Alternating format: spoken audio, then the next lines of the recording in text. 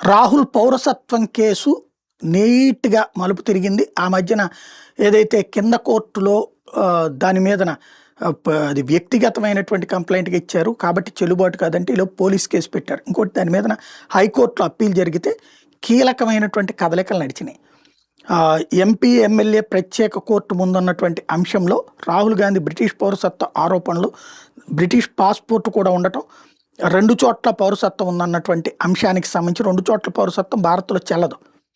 ఇది నిన్న కోర్టు హాల్‌లో కీలక పరిణామాలు చోటు చేసుకున్నాయి. పిటిషనర్ విఘ్నేష్ శిశిర్ న్యాయవాది కాదు, ఆయన రాజకీయ నేత కూడా కాదు. స్వయంగా నిలబడి 3 గంటల పాటు తన వాదనలు వినిపించాడు. అక్కడ టేబుల్ మీద ఒక్కో ఆధారాన్ని ఎగ్జిబిట్ చేశాడు.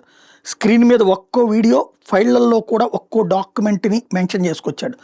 లండన్, వియత్నాం, ఉజ్బెకిస్తాన్లో ఇమ్మిగ్రేషన్ వీడియోలు, ఎయిర్ టికెట్లు, యునైటెడ్ కింగ్డమ్ అంటే బ్రిటన్లో ఉన్నటువంటి ఓటర్ లిస్టు అన్నీ ఒకే పెన్ డ్రైవ్లో కలిపి కోర్టులో సాక్ష్యాలుగా సమర్పించాడు. భారత హోంశాఖ పౌరసత్వ విభాగం సమాచార హక్కు చట్టం కింద ఇచ్చినటువంటి సమాధానం కూడా కోర్టు ముందుంచాడు.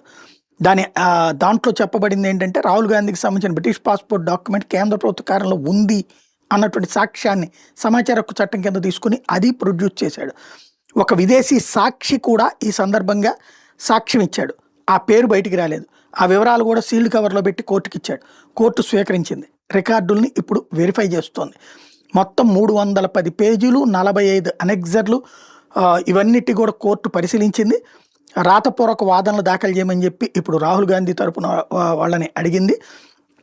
ఈ కేసులో ప్రధానమైనటువంటిది ఏంటి అంటే, ప్రాథమిక సాక్ష్యాలు ఉన్నాయి కాబట్టి ఎఫ్ఐఆర్ నమోదుకు అనుమతి అన్నదే ఇప్పుడు పిటిషనర్ అడుగుతున్నది.